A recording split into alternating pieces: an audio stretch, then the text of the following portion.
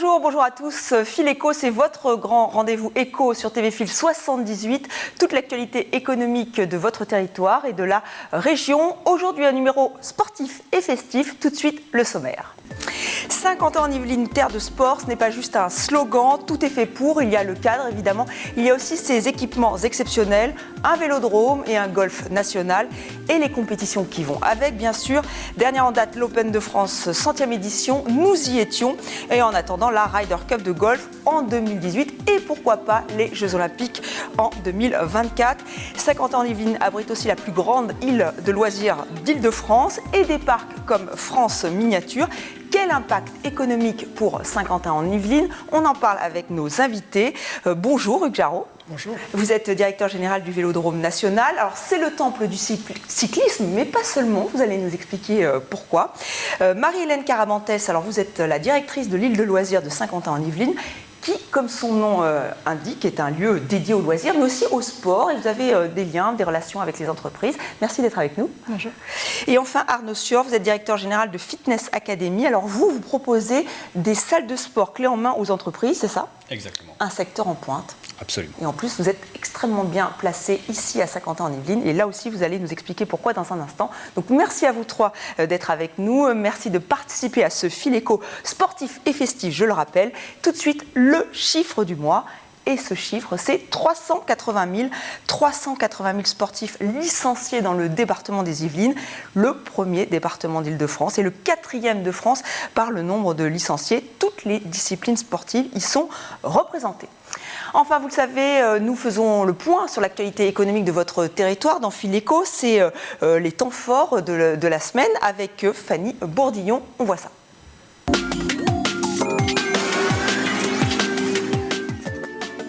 Le mois de juin aura été marqué par les intempéries qui ont ravagé le département. De Saint-Rémy-les-Chevreuses à Rambouillet en passant par Poissy, peu de villes auront été épargnées. En première ligne, les transports en commun ont connu de grandes difficultés. Valérie Pécresse, la présidente de région, a débloqué un fonds d'urgence d'1 million d'euros pour venir en aide aux plus petites communes. Les villes qui sont touchées par les intempéries sont de taille très variable. C'est pour ça que la région a décidé de mettre en place un fonds d'urgence d'1 million d'euros qui va être déclenché dès cet après-midi, de façon à ce que les petits villages, ceux qui ne savent pas bien comment se dépatouiller dans toutes les contraintes administratives de la déclaration de catastrophe naturelle, etc., puissent très très vite enclencher la dynamique des travaux de réparation. Parmi les plus sinistrés, on compte les agriculteurs de la région. À Vernouillet, cet agriculteur a vu 30 de ses hectares inondés. Il estime son préjudice à 500 000 euros. Moi, j'ai évoqué éventuellement le dépôt de bilan. Première solution, c'est un outil de gestion pour éventuellement redémarrer. Soit c'est une cessation d'activité, ou soit j'irai relancer avec le concours, je dirais, de l'État. Si l'État nous amène des mesurettes comme d'habitude, parce qu'on les connaît, les recettes, ils les ressortent les mêmes. C'est pas une solution. L'autre actualité de ce mois de juin, c'est évidemment le Brexit. Les Britanniques ont dit non à l'Union européenne à 52%. Quelques semaines après le vote, l'impact sur l'Europe reste incertain. Quelles conséquences pour notre territoire? Pour l'entreprise IP Software, basée à Montigny-le-Bretonneux, la chute de la livre sterling pourrait avoir des conséquences sur leur activité. On verra après en fonction de l'évolution tout simplement de la livre, si on doit nous augmenter notre tarification ou pas, mais on sera malheureusement obligé aussi, en tout état de cause, de tenir compte de nos concurrents sur place pour faire en sorte que notre offre reste effectivement compétitive. Inquiétude aussi du côté des politiques. Nous avons reçu en plateau Pierre Lequillet, conseiller régional et président de l'association Île-de-France Europe. Nous lui avons demandé si l'Europe allait perdre beaucoup avec le départ du Royaume-Uni. Écoutez sa réponse. C'est très difficile de répondre aujourd'hui. C'est très difficile de répondre aujourd'hui. Je pense, pour dire la vérité, que l'Angleterre va plus perdre que l'Europe. Sur le plan économique, c'est dramatique. Il y a plein d'entreprises qui sont déjà en train d'envisager de déménager à Paris ou à Francfort, notamment dans le domaine financier. Il y a déjà des dispositions qui sont prises.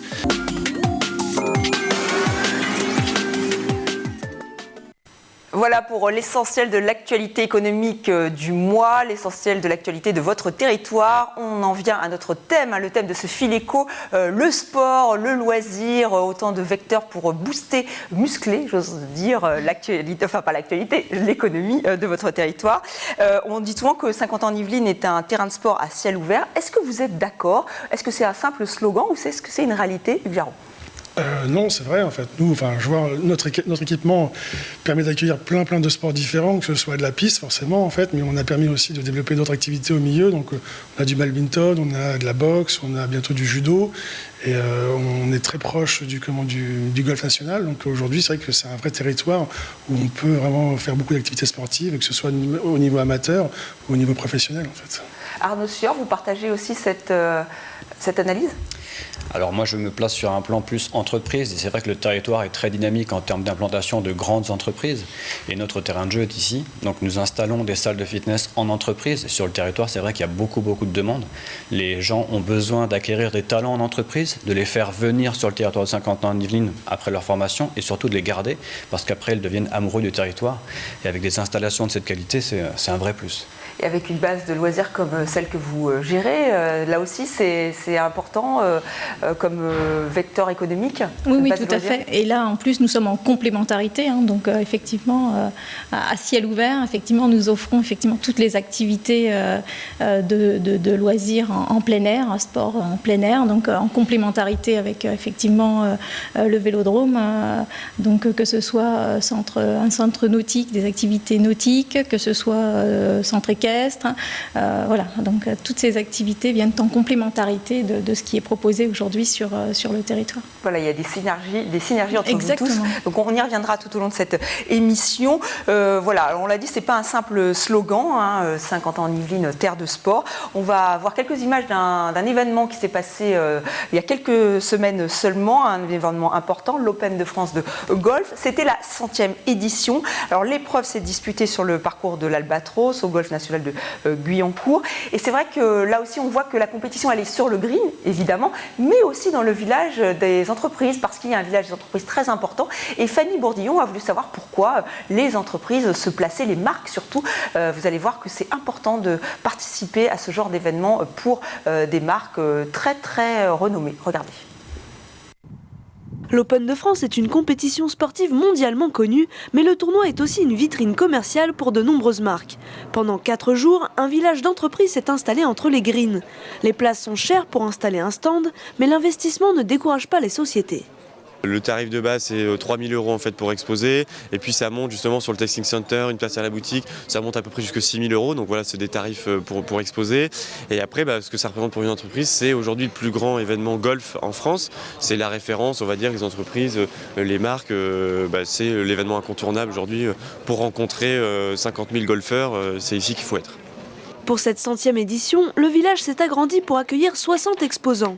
Ici, à la boutique du golf, la compétition et surtout la venue de Rory McIlroy permet de booster leur chiffre d'affaires.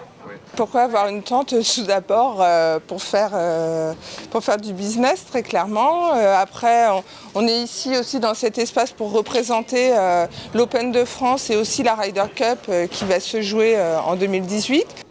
Pour d'autres partenaires, l'Open de golf, c'est aussi l'occasion de développer leur image de marque. C'est le cas de BMW. Pour nous, c'est important de proposer différentes choses. Donc, c'est les 100 ans de la marque cette année. Donc, pour ces 100 ans, on a amené des véhicules historiques. On a 2 véhicules historiques qu'on a ramenés du musée de Munich. On a également des voitures plus modernes. Et en plus de ça, on a une boutique lifestyle où on présente nos produits lifestyle golf. Et également donc, cette fameuse voiture sur l'eau, la i8 rouge, et qui est pour la première fois présentée en France dans cette couleur. Des partenariats qui peuvent rapporter gros aux sociétés. Si ces dernières ne souhaitent pas communiquer sur leur chiffre d'affaires, elles sont 85% chaque année à renouveler leur partenariat avec l'Open de France de golf. Donc on vient de le voir, un sport et business, deux mots qui vont bien ensemble. Alors Hugues Jarot, votre prochain grand rendez-vous, c'est les championnats d'Europe de cyclisme, c'est ça? C'est à partir du 19 octobre Le 23, tout à fait, oui. Voilà, alors là aussi, quelles retombées en fait, économiques? Est-ce que là aussi les entreprises sont très présentes? Qu'est-ce que ça peut apporter financièrement au territoire? Écoutez, déjà, tout d'abord une visibilité. En fait, c'est clair que ce type d'événement, que ce soit championnat d'Europe ou championnat du monde, comme ça a eu lieu au mois de mars dernier, en fait, on a une visibilité mondiale avec la télévision. On a là, on a la recherche de partenaires sur le territoire pour qu'ils soient aussi visibles tout autour. On le voit sur les images, on met tout autour de la piste, en fait, et toutes ces images sont retransmises. Donc, on travaille là-dessus. Après, il y a beaucoup d'offres d'hospitalité. Ça permet aussi de permettre aux entreprises d'inviter leurs clients ou bien de faire de la communication avec d'autres sociétés. En fait, donc, on va mettre en place de l'hospitalité. Ça sera au cœur du vélodrome, dans l'aire centrale, en bas, à côté des cyclistes. En fait, des courants, on pourra déjeuner ou dîner en fait pendant les championnats d'Europe. Et il y a aussi après une partie hospitalité dans les salons supérieurs où là, on a des accès en fait dans les tribunes et aussi des salons pour pouvoir communiquer, inviter ses clients. Et c'est vraiment important pour nous. Ça permet de changer un peu du football, du rugby ou de Roland-Garros, ce type de choses. En fait, le sport, en fait, le format court du vélo est intéressant parce que les courses sont rapides. On peut s'intéresser rapidement et ça donne beaucoup de rythme en fait, donc c'est ce que les gens recherchent. Et en fait, c'est vraiment d'abord de la communication, c'est-à-dire, comme vous dites, une marque, c'est-à-dire 50 ans en Yvelines, c'est le cyclisme, voilà, c'est pour donner voilà, il y a une autre image. Oui, Saint-Quentin, c'est pas que le cyclisme, on vient de le voir avec le golf en fait, mais c'est le cyclisme sur piste, c'est aussi le BMX. On a la seule piste couverte de BMX en France en fait, et comment les athlètes peuvent s'entraîner. D'ailleurs, là, ils sont en train de s'entraîner pour les Jeux Olympiques de Rio. On a aussi envie de développer autre chose que le cyclisme sur piste ou sur route. On voudrait pouvoir proposer des vélos de route pour aller rouler en vallée de Chevreuse ou aussi des VTT pour aller rouler sur les futures collines d'Élancourt qui sera aussi le site pour les Jeux Olympiques de 2024. Donc on voudrait pouvoir que le vélodrome soit vraiment le centre du vélo avec la présence de la FFC et permettre aussi de développer toutes les activités à côté en fait. Donc, et que les gens puissent... Nous, on travaille beaucoup avec les sociétés pour des séminaires, donc elles viennent pour faire leur présentation annuelle ou ce type de choses, mais après on leur fournit des activités sportives avec nous, de la base de loisirs. Donc, voilà, ça on va y revenir aussi. Ouais. Mais peut-être un mot, vous l'avez dit, il y a le cyclisme, certes, il y a le golf, évidemment, avec la Ryder Cup qui est attendue en 2018. C'est quand même un événement mythique. Le Saint-Quentin en Yvelines va devenir le centre du monde du golf. Donc là, on va y revenir avec vous. Je crois que l'événement est suivi par plusieurs millions, je ne crois pas, alors par plusieurs millions de téléspectateurs. Donc c'est très important. Mais j'ai envie de dire, alors, Hugues Jarot, on va y revenir avec vous dans un instant. Mais pour vous, est-ce que ça a des retombées ? Est-ce que il y a un événement international qui se passe ici même. La base de loisirs peut-elle en profiter ? Vous, Arnaud Sior, est-ce que vous pouvez en profiter ? On commence avec vous, Marie-Hélène Caravantes. C'est un événement à ne pas rater. Enfin, il faut qu'on soit présent et on espère aujourd'hui pouvoir réouvrir le camping pour cet événement et être une proposition en termes d'hôtellerie pour tout le public qui va venir en masse sur ces quelques jours. Donc c'est important effectivement que l'île de loisirs de Saint-Quentin en Yvelines puisse être présente également sur cet événement de cette manière-là, mais pas que, parce qu'effectivement, on y propose également d'autres activités. Donc c'est un moyen effectivement de faire découvrir toutes les activités proposées par l'île de loisirs. Mais c'est facile de rentrer en contact avec les organisateurs de la Ryder Cup, de leur dire voilà, nous on est là, on peut aussi vous proposer des partenariats. C'est facile ou pas ? Alors, effectivement, il y a l'aspect camping-hébergement et puis nous avons également un golf sur l'île de loisirs et nous espérons bien effectivement que dans le cadre de la Ryder Cup, un événement puisse être organisé, faire venir des têtes d'affiche et organiser une compétition. D'accord, voilà. Il faut mettre ça en place. Alors, Arnaud Sior, vous, est-ce que si vous pouvez bénéficier d'un événement comme la Ryder Cup ? Alors en fait, tous les événements sont bons à prendre. Tout ce qui se passe vraiment sur le territoire, c'est fantastique. Ça crée une dynamique entrepreneuriale. C'est-à-dire que même au sein des organisations, les gens ont plus envie de se bouger. C'est-à-dire qu'on ne vient pas uniquement pour occuper son bureau, travailler du matin au soir, mais ça crée des liens dans les discussions, même dans les actions. C'est-à-dire que tout à l'heure, vous avez montré le nombre de licenciés. Mais en fait, hors licence, il y a énormément de gens qui font du sport sur le territoire, qui mettent simplement leur basket et qui vont courir le midi. On a des espaces fantastiques pour ça, bien sûr la base de loisirs, mais les stands de la minière sont vraiment juste ici. Donc ça crée vraiment une dynamique en entreprise. Et nous, eh bien, comme nous gérons plusieurs entreprises sur le territoire, on participe à ces dynamiques aussi pour leur entraînement. Donc après, ils sont peut-être golfeurs amateurs, mais ils vont se mettre à s'entraîner physiquement pour être plus performants. Ils sont peut-être cyclistes amateurs, mais ils vont là aussi se mettre à une préparation plus sérieuse ou une alimentation plus sérieuse pour être à la fois plus performants, être dans le mouvement. Voilà, c'est une quête de sens général vers non plus uniquement le business, mais le business et aussi je me sens bien dans ma vie et dans mon corps. Alors Hugues Jarot, vous avez déjà pensé à des événements en parallèle avec la Ryder Cup, c'est-à-dire qu'en fait là il y a des synergies entre le Vélodrome et le golf national. Tout à fait, en fait. On va déjà commencer l'année prochaine avec l'Open de France. En fait, je pense qu'on va justement, vous avez montré le village, on va peut-être prendre un stand pour développer et présenter le Vélodrome. C'est que toutes ces personnes qui seront là en journée pour suivre l'Open de France ou après la Ryder Cup, le soir, elles vont rester sur le territoire. L'idée, c'est que nous, on est ouvert très tard. En fait, on va même ouvrir plus tard. C'est capter cette population et les faire venir sur le Vélodrome pour faire des baptêmes, pour tester la piste. En plus, il y aura une grande population anglo-saxonne qui est vraiment fan de cyclisme sur piste et même de BMX. Donc, on a vraiment envie de faire en sorte. Il y a un projet avec la communauté de Saint-Quentin, en fait, de changer l'aire centrale du Vélodrome et faire un trou en un, ou on appelle ça un trou du diable, pour que les gens puissent venir en fait se tester en fait dans le Vélodrome et en même temps essayer de les capter pour qu'ils puissent faire des baptêmes de piste. Nous, on a prévu de bloquer tous les baptêmes du soir entre 18h et 22h, voire minuit, pour que les gens puissent venir et pouvoir accueillir tout ce public pour les initier en fait. Mais la plupart sont déjà fans, donc j'espère qu'avec les événements qu'on est en train de faire, les championnats d'Europe et d'autres événements anglo-saxons qui vont venir sur le terrain, au Vélodrome, on puisse capter cette population et puisse venir et savoir qu'il y a un Vélodrome et qu'ils peuvent venir rouler autant qu'ils veulent. Alors la Ryder Cup, c'est acté, ça sera en 2018, là il n'y a pas de souci. On pense tous aux Jeux Olympiques de 2024, si Paris décroche, donc voilà, si elle décroche ces Jeux Olympiques, là aussi j'imagine que vous avez des synergies qui seront importantes, enfin ça va être un lieu important, Saint-Quentin-Yvelines. Ah oui, c'est clair, nous on va accueillir en fait la piste, le cyclisme sur piste et le BMX, donc aujourd'hui on travaille déjà avec les architectes du projet français en fait pour la candidature, ils sont venus visiter il y a un mois en fait le site, ils sont en train de travailler sur des visuels en fait du site pour 2024 qui doivent présenter je crois là au JO de Rio. Donc on est déjà dedans, on a déjà fait les premières réunions et on avance dessus. Voilà, oui, effectivement, il y a eu les épreuves d'escrime aussi et du pentathlon moderne, je crois, qui pourraient aussi... Oui, c'est ça, tout à fait. C'est ça. Voilà, exactement. Et vous, alors vous aussi, j'imagine, bon, c'est une évidence, hein, les Jeux Olympiques, c'est toujours un espoir de retombées économiques. Pour vous aussi, c'est le cas? C'est ce que vous pensez? Évidemment, avec la proximité d'autant plus du Vélodrome, nous ouvrons nos portes pour l'organisation effectivement de cet événement et nous mettrons tout en œuvre pour que effectivement proposer un maximum d'activités au public qui viendra. Donc voilà, on va croiser les doigts pour 2024. Arnaud Sior, on va sortir de ces grands événements sportifs. Hein, vous l'avez dit, ça entraîne une dynamique. Et moi, j'aimerais un peu plus comprendre ce que vous faites parce que Fitness Academy, en fait, ça propose aux entreprises des salles de sport clés en main. Et c'est un secteur en pointe, vous avez pu le constater, vous êtes un enfant d'ici, et en fait c'était bien vu, puisque en fait vous avez trouvé sur le territoire votre activité. C'est ça, bien en fait moi je suis arrivé sur le territoire effectivement il y a 34 ans, ça commence à faire un petit peu, et j'ai fait toutes mes études à Guyancourt. Mais par contre, je suis devenu entrepreneur bien plus tard, une fois que j'ai eu mon titre de champion du monde de fitness. Donc ça fait là aussi quelques années en arrière. Et j'ai apporté cette valeur ajoutée sur le territoire d'amener une perfection dans la formation des coachs sportifs. Et donc cette formation de coachs sportifs que je voulais vraiment de haut niveau, avec une exigence tant sur les savoir-faire que sur les savoir-être, et bien maintenant je l'emmène jusqu'au cœur des organisations. Donc dans les grandes sociétés, je place des coachs qui ont été formés par Fitness Academy bien sûr, et surtout j'apporte un gage de tenue, de rigueur et d'encadrement de vraiment haut niveau. Donc des grandes entreprises du secteur en profitent et j'en suis très heureux. C'est un secteur en pointe, vous avez pu le constater?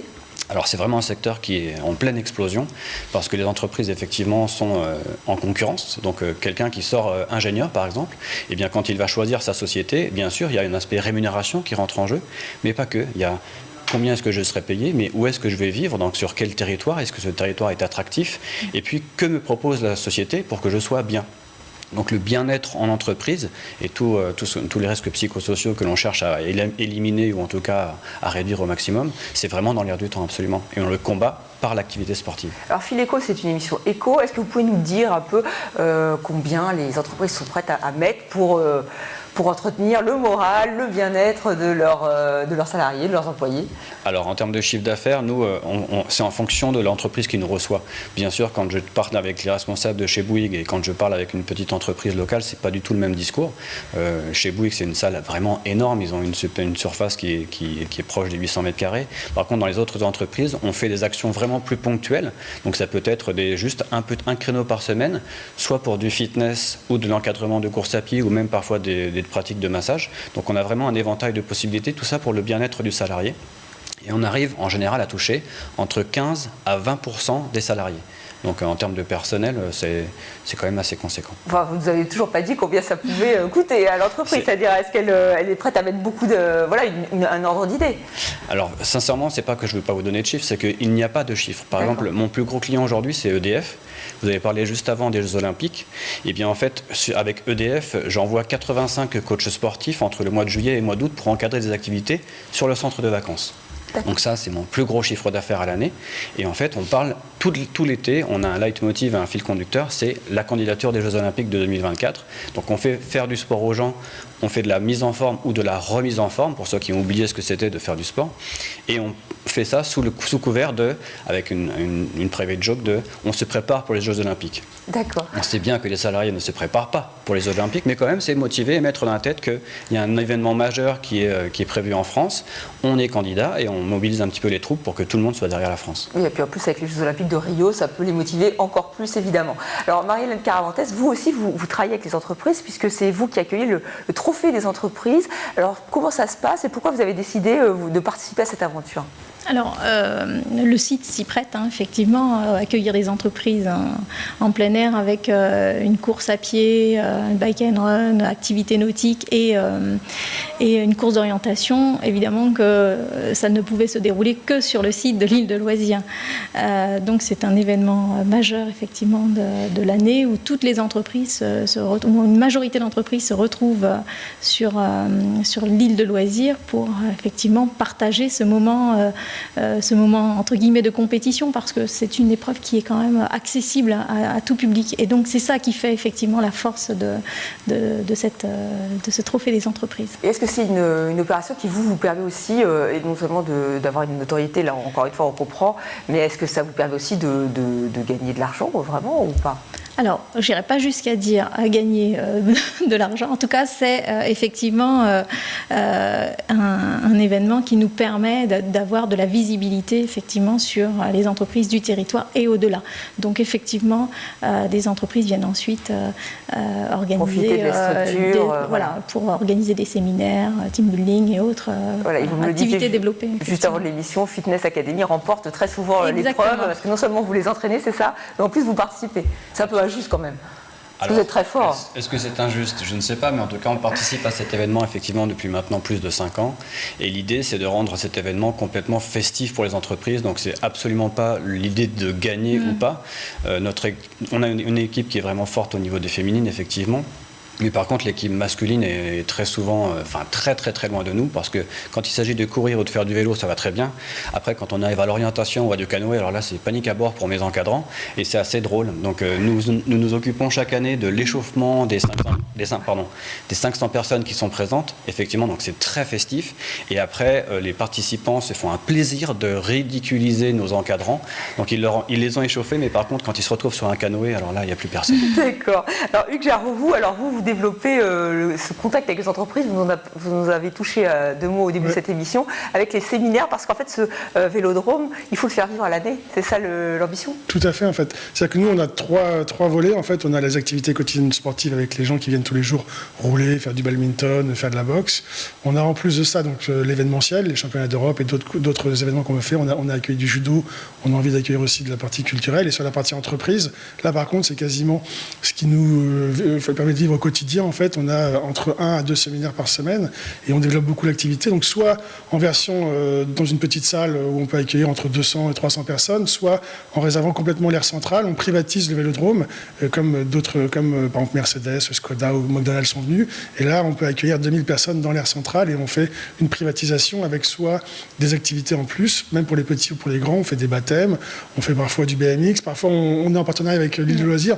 On était aussi partenaire en fait du Trophée des entreprises, et on a aussi une équipe qui a couru en fait, donc on est tous assez proches, on essaye de s'aider ou de développer ensemble toute cette partie-là. Donc les entreprises viennent beaucoup, reviennent en fait, et donc après il faut leur fournir des choses. Donc quand ils ont fait des baptêmes de piste, quand ils ont fait du BMX, il faut leur fournir d'autres activités. Donc parfois ils peuvent faire des activités dans la base de loisirs, ils peuvent aussi, nous on essaie de trouver d'autres partenaires à côté, donc là-dessus c'est vraiment important de mélanger à la fois le parti business, où on va présenter, on va faire des plénières ou des team building, la motivation, et à côté faire une activité ludique pour ce que les gens après dans ce type d'événement forcément, il faut qu'il y ait un côté ludique, qu'il y ait un côté festif aussi, en plus du travail, en fait. D'ailleurs, vous allez accueillir le premier Sky Business Day qui sera organisé le 13 octobre. Tout à fait. On y reviendra dans la seconde partie de cette émission parce que c'est vraiment un des temps forts de la rentrée. Alors justement, nous allons maintenant voir les points forts et les points faibles du territoire avec le directeur de France Miniature, qui est l'une des attractions touristiques du territoire. Écoutez Fabrice Watts. Aujourd'hui, nos visiteurs, ils veulent un peu plus toucher, ils veulent du ludique, un peu plus d'interactif. Donc c'est ce qu'on développe depuis 2-3 ans, en apportant, toujours en racontant un petit morceau de la France, mais non plus par des maquettes, mais par des ateliers ludiques, interactifs. Là, au port de Marseille, vous avez une grue, des containers, vous déplacez les containers, ça vous raconte un petit peu l'activité du port de Marseille, vous manipulez un barrage, vous manipulez une écluse, voilà. Non plus du loisir contemplatif, mais du loisir interactif. Notre clientèle, elle se développe soit en B2B, par les associations, par les comités d'entreprise, les mairies. On cherche également à des associations de personnes du troisième âge. Je vous disais, on vient à France Miniature en famille, on peut aussi venir avec ses grands-parents. Ou alors par le biais de l'affichage et différents moyens de communication auprès du grand public un petit peu plus directement. Une autre particularité de France Miniature, c'est la visite scolaire. On a un fort succès au niveau des sorties scolaires. L'an dernier, un peu plus de 20 000 visiteurs sont venus avec l'école à France Miniature.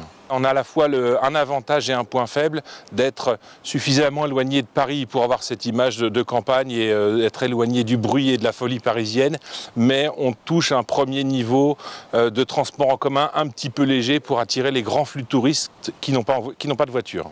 Aujourd'hui, l'image de Saint-Quentin-en-Yvelines, elle est, d'un point de vue touristique, elle est peut-être encore un petit peu faible. D'un point de vue tourisme d'affaires, d'un point de vue business, c'est une très belle destination.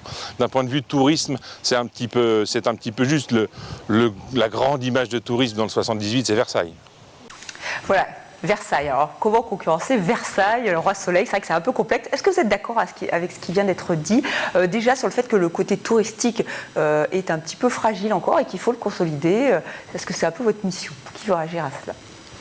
Écoutez, nous, on fait tout ce qu'on peut pour attirer des touristes avec des événements internationaux, en fait. Donc là, aujourd'hui, on a les championnats d'Europe. Après, on a, j'espère, on négocie avec deux promoteurs anglais pour faire venir des courses sur piste qui sont reconnues au niveau de l'Europe entière. Et on a déjà des demandes, en fait, de touristes anglais qui vont venir. Donc, on développe le territoire à ce niveau-là. C'est pas le Brexit. Non, il y a eu, quand j'ai eu les promoteurs au téléphone, non, il n'y a pas eu de conséquences. Ils ont quand même, ils sont posé des questions, savoir s'ils devaient refaire ou pas leur business plan et savoir s'ils devaient venir ou pas en France et voir comment on pouvait avancer. Ils ont dit non, on continue. Mais après, aujourd'hui, voilà, on les fait venir sur le territoire. Après, charge au territoire de pouvoir accueillir d'autres activités. S'ils sont là, ils pourront aller faire un tour sur la base de loisirs, ils pourront aller faire un tour sur le golf et inversement, en fait. Donc, en termes de, et puis après, ils peuvent aussi aller faire un tour à Versailles et puis revenir. C'est pas non plus un problème. Non, mais en même temps, a priori, les transports, est-ce qu'ils sont assez présents? Parce que voilà, on écoutait. On parlait du CIO, par exemple. Le CIO, ils sont venus en transport en commun. En fait, le membre qui est en train de travailler sur le CIO, ils ont mis 12 minutes de la gare pour venir jusqu'au Vélodrome. Ça leur posait pas de problème. Ils ont dit, écoutez, c'est très bien. C'était plutôt bien fléché, donc il n'y avait pas de souci. Ils ont dit peut-être que pendant les JO, on va bloquer des rues pour être sûr que le public soit mieux, le flux de public soit un peu mieux canalisé, en fait. Mais pour eux, ça les choquait pas de mettre 10 minutes pour venir à pied. Moi, je suis allé au championnat du monde de Londres, en fait, de cyclisme sur piste. En termes d'éloignement du centre-ville de Londres et du Vélodrome, on est à peu près en même distance. En fait. Après, c'est le Grand Londres, forcément, mais là, on est dans le Grand Paris, en fait, donc il n'y a pas de souci. Et en termes d'accessibilité, ça pose pas de problème. Marie-Hélène Caravantes, vous êtes d'accord avec ça? Oui, tout à fait. Aujourd'hui, on a un site qui est accessible en transport en commun, accessible en voiture, donc il n'y a plus qu'à effectivement développer cet axe touristique qui trouvera sa place. Nous avons effectivement toutes les composantes pour développer cet aspect touristique. Donc là, c'est pour le côté transport. Il y a aussi le côté hôtelier. C'est vrai que parfois, ça peut être un peu compliqué d'attirer une clientèle internationale, surtout au vu de tout ce qui s'est passé en 2015 en France, avec les attentats notamment. Comment l'hôtellerie résiste en cette période estivale? Fanny Bourdillon a mené l'enquête. Regardez. Good afternoon. My name is Isabelle. Welcome to the Auberge du Manet. Merci beaucoup. Isabelle. Dans cette auberge de luxe de Montigny-le-Bretonneux, les clients étrangers sont choyés. Cette année, ils se sont fait plutôt rares. Une déception pour cette gérante qui pensait engendrer une hausse de son chiffre d'affaires de 30% avec l'effet Euro 2016 du mois de juin. Sur l'euro, on n'a absolument eu on a eu très très peu de réservations par rapport à ça. Très très peu du fait qu'il y a eu les attentats, du fait qu'il y a eu les grèves, du fait qu'au niveau image internationale, on a quand même beaucoup souffert. Et puis les étrangers ont eu peur, je veux dire. Donc forcément, ça a impacté Paris et du coup ça nous a impacté parce que logiquement quand Paris travaille très très bien au niveau touristique, nous on a toujours des retombées. Isabelle fait désormais appel à des tours opérateurs et pour attirer une clientèle étrangère et familiale, l'accent est mis sur une cuisine française de qualité. Pour les étrangers, généralement, c'est important pour eux. Ils aiment bien avoir plusieurs desserts, goûter que ça soit frais, un peu exotique. À quelques kilomètres, l'enjeu est totalement différent pour cet hôtel implanté au milieu d'une zone d'activité. La proximité de grandes sociétés leur permet d'être souvent complet du dimanche au jeudi soir. La semaine, effectivement, on a une clientèle 100% d'affaires. Et comment ça se passe alors les week-ends ? Alors les week-ends, c'est très calme. On essaye d'attirer une clientèle de loisirs, mais on a un petit peu de mal. On avait une clientèle étrangère qui venait dans notre établissement les week-ends, mais suite aux attentats qu'il y a eu, elle ne vient plus. Avec l'arrivée des vacances scolaires, l'activité hôtelière diminue fortement dans l'agglomération. Pour rester attractif, cet hôtel propose des promotions sur les chambres allant jusqu'à 50%, en attendant une reprise de l'activité à la rentrée. Voilà, alors est-ce que cette offre hôtelière est à la hauteur du sport, enfin de tout ce que vous allez proposer, des événements qui sont prévus, Hugues Jarot ? Oui, écoutez, nous on a justement des hôtels du territoire qui sont partenaires du Vélodrome, le groupe Louvre Hôtel en fait, avec des campaniles qui sont juste à côté en fait. Donc on développe avec eux des offres pour les événements et puis aussi pour les séminaires. Après on a d'autres hôtels qui sont construits juste à côté du Vélodrome, donc aujourd'hui l'offre commence à s'étoffer et on travaille bien. Après c'est que plus les événements sont importants, forcément il y aura peut-être des problèmes, mais aujourd'hui... Vous êtes très zen, on vous sort très zen.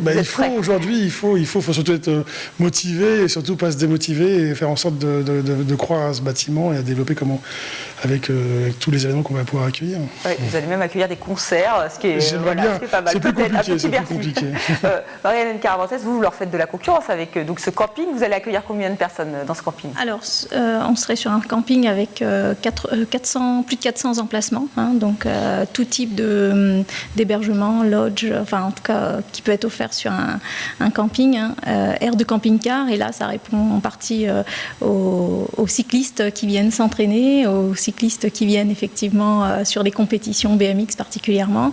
Donc camping-car, tente et puis des lodges. Effectivement, on serait sur un camping 4 étoiles. Qui ouvre donc qui ouvrirait 2017. En étant optimiste. Vous serez prêt pour la Ryder Cup. Donc voilà, on vous souhaite ce magnifique camping. Arnaud Sior, votre priorité à vous en tant que président, directeur de Fitness Academy ? Eh bien en fait, tout a été résumé. Nous sommes à 25 km de Paris. Donc c'est un formidable avantage et c'est un formidable inconvénient. C'est-à-dire que les gens qui viennent à Paris, effectivement, qui viennent voir la Tour Eiffel ou même le château de Versailles, bien, est-ce qu'ils peuvent pousser jusqu'à Saint-Quentin-en-Yvelines ? C'est pas toujours facile. Mais par contre, nous avons l'avantage d'être suffisamment loin de Paris pour être à la campagne. Donc en termes de pratique sportive, eh bien, il y a des étangs, il y a des grandes étendues, il y a un vélodrome, un golf, une base de loisirs extraordinaire. Donc on a les avantages de ces inconvénients. Et en termes d'entreprise, puisque je me place sur le point de vue business, eh bien pour nous c'est une formidable richesse. Donc on propose aux entreprises effectivement de l'accompagnement en extérieur. Donc pour les salariés, pour leur apprendre à marcher, puis à trottiner, puis éventuellement les accompagner sur une première course de 6 km, puis éventuellement jusqu'à un semi ou à un marathon carrément. Alors là, en termes d'infrastructure, c'est parfait pour nous. Merci à vous trois d'avoir participé à ce fil éco. Alors merci, grâce à vous, on s'est un peu échauffé pour la seconde partie de cette émission. Je vous souhaite un très bel été, sportif évidemment, festif aussi. Nous allons maintenant voir la revue de presse économique, la revue web, préparée par Fanny Bourdillon.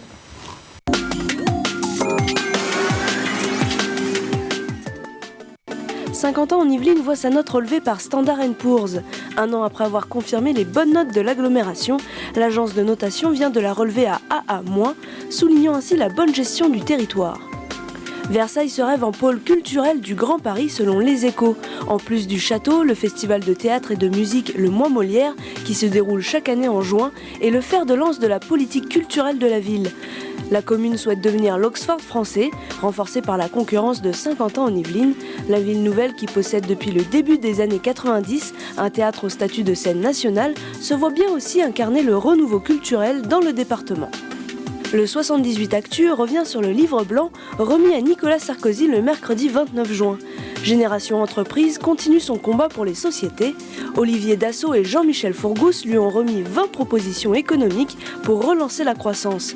Selon le maire d'Elancourt, rien qu'avec ces mesures, vous pouvez avoir 2 points de croissance et sauver ce pays.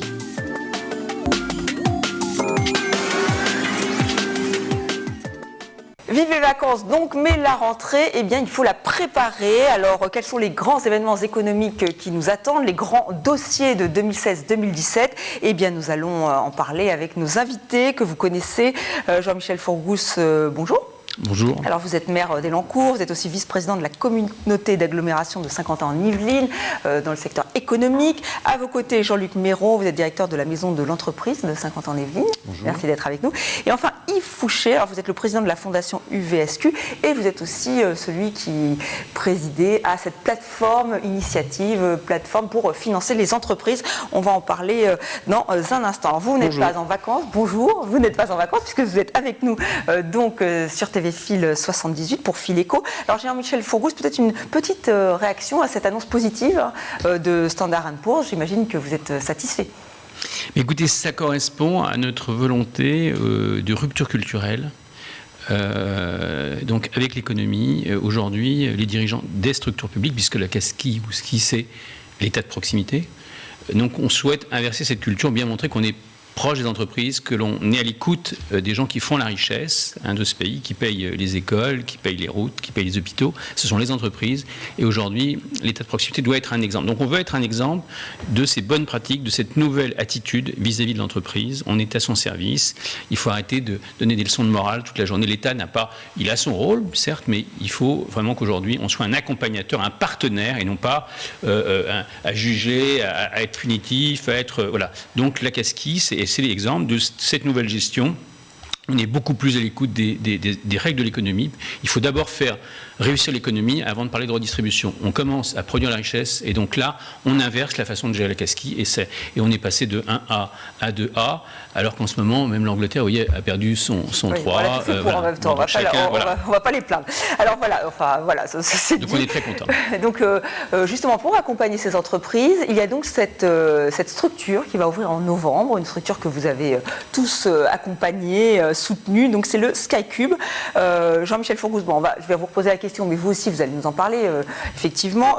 Que va proposer SkyCube ? Qu'est-ce que vous proposez avec cette structure que nous voyons ici à l'écran ? Alors, déjà, donc, nous, c'est vraiment l'évolution culturelle, comme je vous le disais, pour Standard & Poor's.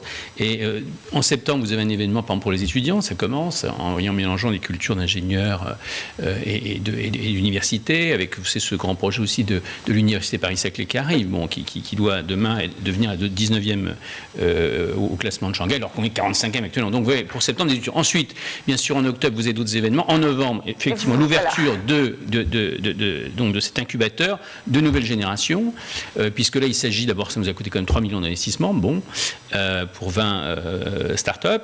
Ensuite, ça va nous coûter environ 300 000 euros de fonctionnement, vous voyez, pour 20 jeunes créateurs d'entreprise. Donc, il s'agit d'avoir un environnement extrêmement stimulateur, un accélérateur d'innovation dans leur tête, un accélérateur de bonnes pratiques de formation. Donc, ils auront accès, bien sûr, aux meilleures informations, aux meilleures formations et aux meilleurs partenaires également. Partenaires financiers, d'ailleurs, dont vous allez parler tout à l'heure. Donc c'est quand même un vivier de stimulation, un accélérateur également de prospects, puisque vous avez en octobre aussi un accélérateur de prospects, de contacts. Vous verrez, c'est une belle manifestation. Oui, on va en parler dans quelques minutes. On l'a évoqué, un monde particulier. Je pense, on en a parlé puisque ça va se passer au Vélodrome. Alors, Yves Fouché, un mot de ce SkyCube. On parlait du financement. Le financement, ça passe aujourd'hui par cette plateforme. Est-ce que vous pouvez nous en toucher un mot ? Surtout que vous avez développé maintenant, il y aura du crowdfunding aussi. Comment ça va marcher? Il va y avoir. Alors, aujourd'hui, il y a effectivement une plateforme qui distribue des prêts d'honneur, c'est-à-dire qui distribue des prêts à des personnes physiques associées dans des structures que ces personnes créent, des start-up ou des activités économiques plus simples. Et la plateforme va très très bien, puisque depuis le début de l'année 2016, sur le premier semestre, on a près de 60% de progression en nombre de crédits accordés. On est pas loin de 50 dossiers qui sont clos, positivement clos. C'est plus de 500 000 euros de prêts. Et surtout, au-delà de ces 500 000 euros de prêts, c'est aussi 1 300 000 euros de prêts bancaires qui viennent s'additionner au fait qu'on a bien voulu financer ces créateurs ou ces développeurs d'entreprises. Donc la plateforme va très bien. L'économie saint-quentinoise va très bien. Bah, tant mieux, on s'en félicite. Ceux qui vont intégrer Skycube, par exemple, est-ce qu'ils auront une écoute plus attentive de votre part pour financer leur projet? Il n'y a pas de privilège au fait d'avoir l'honneur et l'avantage d'être hébergé dans le Skycube. Nous, la plateforme, on est là, financé par la communauté de Saint-Quentin-en-Yvelines d'ailleurs, pour aider des créateurs ou des développeurs d'entreprises. Donc évidemment, il y a un immense intérêt à trouver des start-up qui sont dans l'innovation technologique, mais pas que. Donc ils seront accueillis aussi favorablement que les autres, dès lors que les projets auront été validés. Mais j'imagine que s'ils sont accueillis dans Skycube, c'est que les projets sont d'intérêt, sont solides et peuvent aboutir à plus de pérennité. Et puis, une fois qu'ils seront sortis de l'incubateur, ils viendront peut-être à Promopole et ainsi de suite. Donc, la plateforme de financement, si ils déposent des projets et des demandes, ces demandes seront étudiées. Et au-delà, comme vous l'évoquez, le crowdfunding, donc là, je ne peux pas donner la date exacte à ce jour et je laisserai Jean-Michel Fogos le faire, mais on est clairement, on avait évoqué cette hypothèse. C'est toi qui le porte aussi. Oui, mais on avait évoqué cette hypothèse. Aujourd'hui, c'est plus un projet, c'est une réalité. Nous avons conclu un accord avec Just to Invest, pour le dire, qui est une plateforme existante qui va nous développer une structure en marque blanche, parce que le crowdfunding, c'est pas si simple. Il faut un agrément de l'AMF, l'autorité des marchés financiers. On ne peut pas se lancer comme ça. Donc, ça nous a permis d'accélérer les processus, d'avoir un outil qui marche. Et donc, dès le mois de septembre-octobre, sur Saint-Quentin-en-Yvelines, à destination des entreprises de Saint-Quentin-en-Yvelines, au-delà des prêts qui sont consentis par la plateforme jusqu'à peu près 50 000 euros, il y aura cette plateforme de crowdfunding en equity, comme on dit en jargon, c'est-à-dire en apport en capital ou aussi en prêt, qui pourra aller de ces 50 000 euros jusqu'à 1 million d'euros. 1 million d'euros, il faudra être convaincant. Mais pourquoi pas ? Pourquoi pas? Il y a de grandes entreprises qui, autour, qui s'appellent Thales, qu'elles s'appellent Airbus, sont prêtes, ces grandes entreprises, à financer des jeunes entreprises qui les aideront aussi à développer avec elles des outils. Donc, on n'est pas dans le domaine du rêve. D'ailleurs, un entrepreneur peut rêver, mais juste le week-end, parce que pendant la semaine, il vaut mieux être pragmatique. Après, il faut être très réaliste et mettre les mains dans le cambouis, comme on dit. Donc, il y a donc ce crowdfunding qui va se mettre en place, Skycube. Jean-Luc Méraud, vous, comment ça va justement fonctionner les liens entre la maison de l'entreprise, le Skycube, Promopole? Expliquez-nous un peu concrètement pour ces 20 créateurs d'entreprises, qu'est-ce qui va se passer? Jean-Michel Fourgous le souligne à l'instant, nous sommes dans une logique de structure partenariale et le mot est important parce que l'idée de ce projet initialement, c'était de donner du sens aux actions que mène le territoire et puis mettre dans une articulation intelligente tous les acteurs qui gravitent autour de la création et du développement d'entreprises. Il faut également souligner la logique de parcours résidentiel en citant Promopole tout à l'heure. Vraiment, notre volonté au travers de ce projet, c'est de faire en sorte que les entreprises aient une vraie lisibilité l'ensemble des dispositifs qui pourront les accompagner dans leur phase de création, de développement au travers du financement, mais entre autres au travers du financement.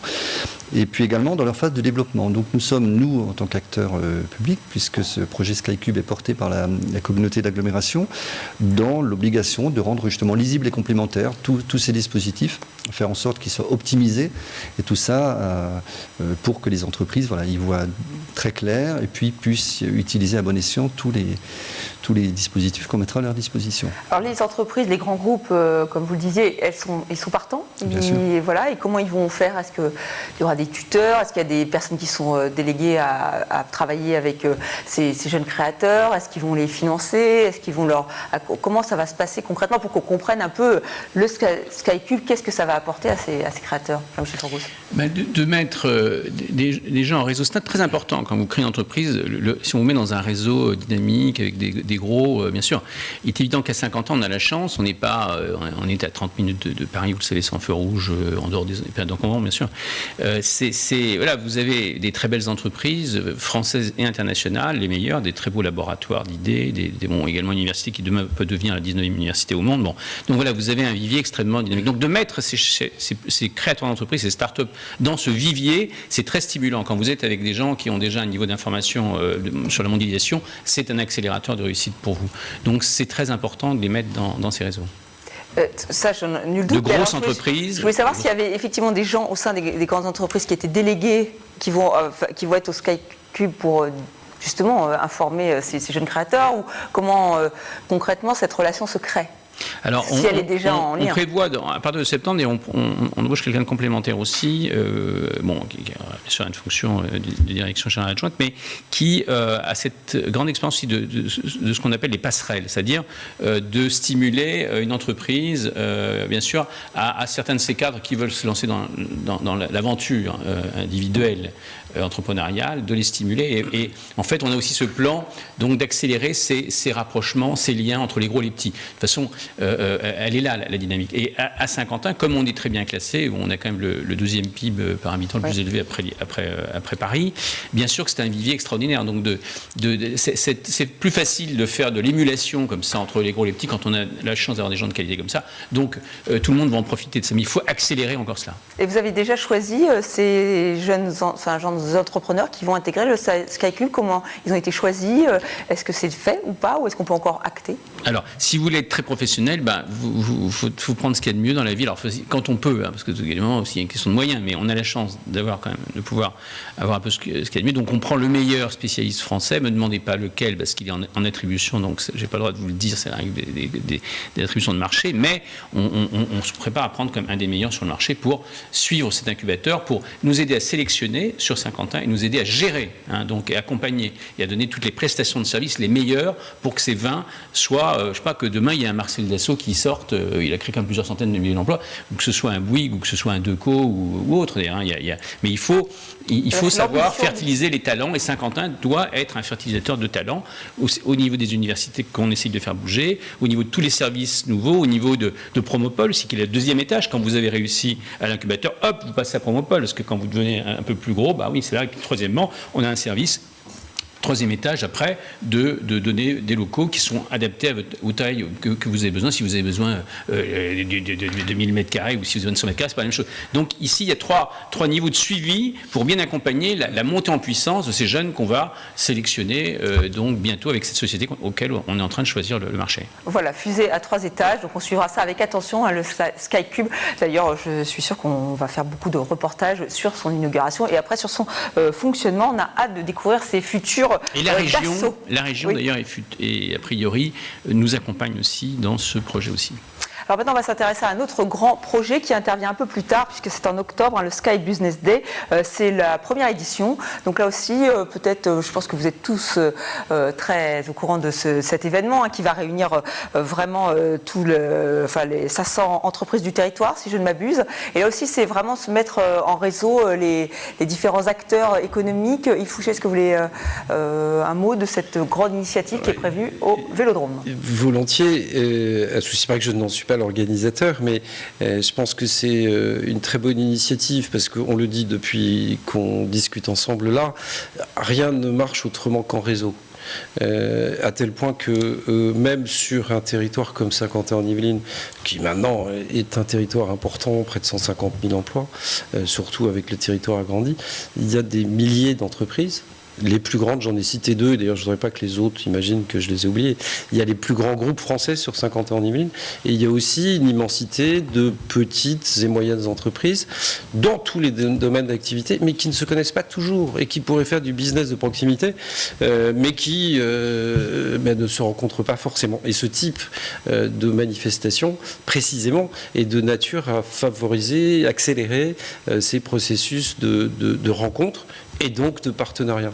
Et puis j'ajouterais, puisqu'on évoquait les partenaires et que vous avez eu la gentillesse de dire que c'était président de la fondation de l'Université de Versailles-Saint-Quentin, l'Université de Versailles-Saint-Quentin est aussi un partenaire de toutes ces opérations, parce que je pense qu'il faut développer l'envie d'entreprendre au sein de l'université. Pardon ? Il faut commencer tôt, c'est-à-dire d'ailleurs, il faut commencer bien avant l'université, à mon avis. Dès l'école, il faut expliquer qu'une entreprise, c'est un lieu de vie, c'est un lieu de recherche, c'est un lieu de succès, c'est un lieu de partage, c'est un lieu parfois difficile, mais c'est avant tout là qu'on crée de la richesse. Donc moi, j'essaie de le faire à l'université, j'essaye de rapprocher l'université des entreprises, et avec le président Guillemot, le nouveau président de l'université, il a décidé de poursuivre la fondation, donc on va continuer et se rapprocher de Saint-Quentin et se rapprocher également de l'incubateur, parce que je suis convaincu qu'au sein de l'Université de Versailles-Saint-Quentin, il y a les pépites de demain. Mais il faut expliquer aux chercheurs qui l'ont compris, mais il faut encore développer le fait qu'ils aient envie de créer des entreprises. Oui, il y a déjà quand même beaucoup de rendez-vous qui sont organisés dans ce cadre-là. Effectivement, celui-ci va encore un peu plus loin, il est peut-être encore plus ambitieux. Jean-Luc Méraud, vous, vu que vous dirigez la maison de l'entreprise, est-ce que vous sentez cette demande des entreprises? Est-ce qu'elles vous en font part? Comment vous voyez ça? Oui, bien sûr. D'abord, on est sur un territoire qui est très riche en entreprises, avec de très grands comptes, on en parle régulièrement, mais aussi beaucoup de PME, TPE, qui ont besoin d'avoir des contacts privilégiés avec ces grandes entreprises qui, elles, parfois méconnaissent un peu le tissu économique local. Donc, d'abord, cette édition est la première édition. Donc, c'est une opération qui est nouvelle pour le territoire. Vous évoquiez tout à l'heure le nombre de 500, c'est effectivement l'objectif que nous nous fixons pour cette première édition. Mais pour commencer à communiquer autour de cette opération et échanger avec nombre de dirigeants d'entreprise, c'est une opération qui est très attendue et on espère vraiment qu'elle connaîtra un vif succès. Alors Jean-Michel Fourgos, on avait déjà la grande soirée des entrepreneurs qui était un rendez-vous pour les entrepreneurs. Vraiment, on sent, et vous l'avez bien expliqué encore une fois, qu'il faut les mettre en avant. Qu'est-ce que vous attendez de ce Sky Business Day ? C'est d'abord, il y a près de 400 entreprises qui sont ciblées, donc voilà, de Saint-Quentin. Deuxièmement, ça, vous savez, lui, c'est un accélérateur de financement. Hein, il a ce rôle, voilà, il a la compétence. Voilà. Jean-Luc, c'est un accélérateur de services autour de l'entrepreneur. Bon, après. Vous savez, je suis un ancien chercheur CNRS, après je suis devenu chez l'entreprise, j'ai vu les difficultés. Bon, à un moment donné, pour réussir, c'est les prospects. Il faut améliorer la qualité de vos prospects, mieux les cibler. Donc c'est le but de cette manifestation, hein, Sky Business Day, la journée des affaires, en tout cas à Saint-Quentin, on va dire. Bon, c'est être un accélérateur de contacts commerciaux, de prospects, mieux ciblés, parce que souvent le jeune créateur d'entreprise, il voit tout le monde, mais en fait, il vaut mieux qu'il fasse que c'est les 20-80, vous savez, les 20% de certains prospects, il faut lui faire gagner du temps. Et c'est le but aussi de ce service que l'on met en place ce jour-là, qui a fait ses preuves. Donc voilà, qu'est-ce qu'il y a de mieux que d'accélérer la qualité des échanges commerciaux entre un jeune chef d'entreprise et puis, ou d'ailleurs un entrepreneur en général, et une grosse, c'est la rencontre entre les gros et les petits, et puis mieux qualifier le rendez-vous, ça vaut de l'or. d'accord. Donc c'est ce qu'on leur offre ce jour-là. Donc ce sera des rendez-vous comme c'est très à la mode en ce moment, mais des speed dating où il faut, donc chacun doit se présenter, proposer ses, donc ça sera proposé à 400. Mais comme la soirée des entrepreneurs, vous aviez des rencontres entre les gros et les petits aussi, parce que après il y avait un cocktail pour qu'ils parlent, c'était pas uniquement pour manger du fort, c'était pour qu'ils échangent leurs cartes de visite, etc., qu'ils se connaissent. Et c'est vrai que l'objectif pour l'instant, c'est de faire monter le PIB de Saint-Quentin-en-Yvelines. Donc quand vous êtes à Saint-Quentin, quand vous l'êtes, bien entendu, vous avez une assistance, un accompagnement de haute qualité. C'est la règle du jeu. Alors, il faut, je le rappeler, il faut aller au contact des jeunes et des plus jeunes. Alors, on va juste parler d'un mot de la maison de l'étudiant. Elle va être inaugurée. C'était important qu'il y ait ce lieu de vie pour les étudiants. C'est un temps fort de la rentrée. Oui, bien sûr. Mais là aussi, la vie de l'être humain, c'est un début, un développement, une fin. Et tous les êtres humains, ou presque, en tout cas la plupart d'entre eux, vont à l'école, à l'université, passent un long moment en entreprise et puis après essayent de profiter de la vie. Et la maison de l'étudiant, c'est aussi le fait de s'inscrire dans ce parcours de vie et de montrer que sur le territoire de Saint-Quentin, on trouve à peu près tout. Il n'y a pas besoin d'aller chercher tellement ailleurs et que c'est un des plus beaux territoire de l'Île-de-France. C'est un territoire économique remarquablement développé. Donc la maison d'étudiants, ça va avec la maison d'entreprise, ça va avec l'incubateur. C'est cet ensemble de produits disponibles pour les Saint-Quentinois pour qu'ils réussissent leur vie et qu'ils vivent épanouis. Là, je fais le boulot des politiques de Saint-Quentin, mais je le fais volontiers puisque je crois dans Saint-Quentin. J'y travaille depuis près de 30 ans, donc je pense que c'est un modèle remarquable. Très bien, Jean-Luc Méraud et Jean-Michel Fourgousse, un mot de conclusion sur cette rentrée qui s'annonce donc plutôt bien. Beaucoup d'événements, on en a cité un certain nombre, mais d'autres se tiendront sur les thématiques de l'emploi, l'immobilier d'entreprise également, qui aura un moment fort au mois de décembre. Donc voilà, nous sommes très actifs et nous répondons à la demande des entreprises en essayant d'anticiper leurs besoins. En tout cas, c'est le rôle de la direction du développement économique de la communauté de l'agglomération. Donc Jean-Michel Fourgousse, nous pouvons partir en vacances, l'esprit tranquille, cette rentrée, ça va bien. Notre objectif, c'est d'être l'État inversé et de développer vraiment en France une culture entrepreneuriale de haute qualité. On a tous les atouts pour réussir. Et si on fait cela, je peux vous dire, on va résoudre le chômage, on va résoudre le problème du financement de nos retraites. Voilà. La seule condition, c'est changer de culture et d'adhérer à une culture entrepreneuriale sans état d'âme. Plus jamais. Voilà. On a vécu des moments très difficiles pendant 4 ans. On ne veut plus ces états d'âme. La prochaine fois, on veut que les Français comprennent que la première unité de solidarité, c'est pas moi, le maire d'Elancourt. Moi, je ne crée pas la richesse, c'est eux. Donc, il faut les aider. Si on veut résoudre le problème du chômage, de la croissance, c'est d'abord comprendre que l'entreprise, c'est la première unité de solidarité de ce pays. Voilà. Très bien, merci messieurs d'avoir participé à ce fil éco. Voilà, on va suivre avec attention tous ces grands événements qui nous attendent à la rentrée. Et maintenant, notre agenda, puisqu'il y a un agenda pour la rentrée.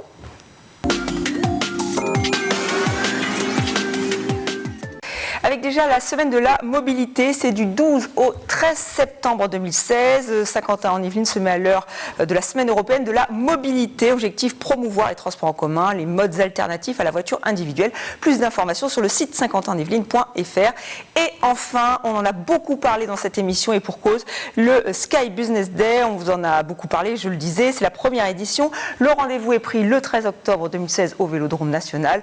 Et cette convention d'affaires organisée par Saint-Quentin-en-Yvelines vise à mettre en lien les grands donneurs d'ordre, les prestataires locaux, d'approcher de nouveaux fournisseurs, de nouveaux clients. C'est vraiment l'occasion de se mettre tous en réseau. Donc retenez bien cette date, c'est le 13 octobre prochain au Vélodrome National. Voilà pour la rentrée. D'ici là, profitez quand même de vos vacances sur le territoire ou ailleurs. Faites du sport, allez au Vélodrome, au Golf National que vous connaissez parfaitement, j'imagine, messieurs. Fil éco, c'est terminé pour aujourd'hui. Merci à vous de nous avoir suivis. On se retrouve très vite. D'ici là, restez sur TV Fil 78.